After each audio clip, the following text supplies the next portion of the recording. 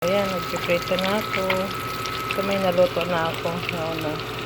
Ito pa, meron pa akong naluto na. Kaya, ito na tayo. Babalik tayo ito na yun. Ingat na ako. Hindi na lang reception. Wow. Ingat. Magdikit. Magdikit. Ingat.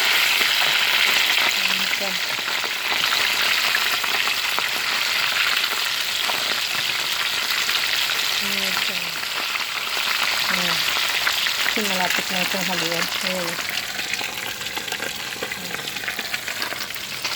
11:18 na.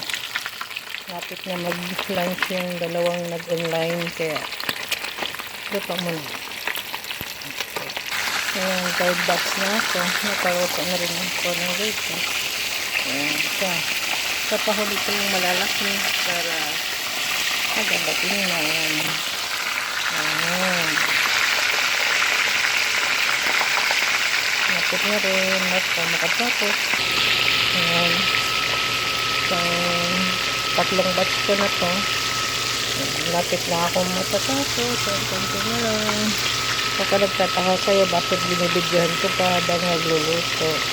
Gusto ko lang malaman na ito yung bunga ng pagpaminit namin. Malaking tulong din dahil hindi na kami nakakabili ng isda. Nakakaulam pa kami ng presko. Saka yung minsan naman, hindi naman araw-araw isda. May manok din. Hindi rin kami nakabili ng manok dahil may nagbibigay sa amin. Yung kumare namin. Kasi nagba-brown bag sila. Yung may ayuda dito sa mga senior citizen. Marami na, hindi nila maubos. Kaya binibigay din sa amin. Kaya alternate na lang manok sa isda. Ganun. Kaya malaking tulong na rin sa amin dahil wala kaming sa ngayon nga wala kaming trabaho. Kaya bigas na lang yung binibili namin saka yung mga konting grocery. Kaya yan guys. Saka sabihin ko pati ba naman to